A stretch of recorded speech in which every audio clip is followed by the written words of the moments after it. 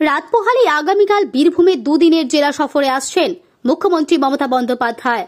রাজ্যের প্রশাসনিক প্রধানের জেলা সফরকে ঘিরে গোটা বীরভূম জুড়ে সাজো সাজো রব। যুদ্ধকালীন তৎপরতায় চলছে শেষ মুহূর্তের প্রস্তুতি পর্ব। শনিবার অন্ডাল এয়ারপোর্ট থেকে সড়ক পথে বীরভূমের শান্তিনিকেতনে পৌঁছবেন রাজ্যের মুখ্যমন্ত্রী মমতা বন্দ্যোপাধ্যায়।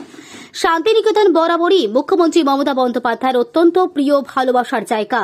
এদিন রাত্রেই আমার কুটির রাঙ্গাবিতান সরকারি রিসর্টে থাকবেন মুখ্যমন্ত্রী। রবিবার মুখ্যমন্ত্রী মমতা বন্দ্যোপাধ্যায় যাবেন বীরভূমের সদর শহর সিউড়িতে। সিউড়ির চাঁদমারি মাঠে মুখ্যমন্ত্রী মমতা বন্দ্যোপাধ্যায় সরকারি কর্মসূচিতে যোগদান করবেন। বিশ্বের দ্বিতীয় বৃহত্তম কয়লা খনি হিসেবেই পরিচিত ডেউচা পাচামি কয়লা খনি প্রকল্পের জন্য জমিদাতাদের সরকারি নিয়োগপত্র তুলে দেবেন মুখ্যমন্ত্রী মমতা বন্দ্যোপাধ্যায়। পাশাপাশি একাধিক সরকারি প্রকল্পের উদ্বোধন ও শিলান্যাস করবেন তিনি।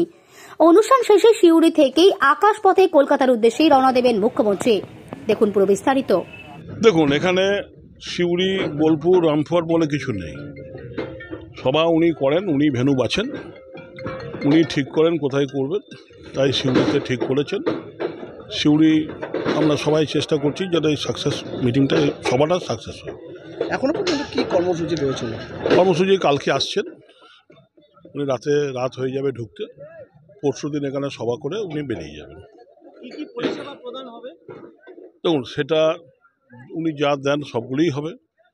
আমাদের দেউচা পাচামি চাকরি থেকে শুরু করে, লক্ষ্মী ভাণ্ডার থেকে শুরু করে, কন্যাশ্রী সবই কিছুই এখানে পরিষেবা দেওয়া হবে। সেটা বললাম তো, হতেও পারে, হলে আমরা সবাই আছি। উনি ডেকে নিলে আমরা যাব, কথা বলবো।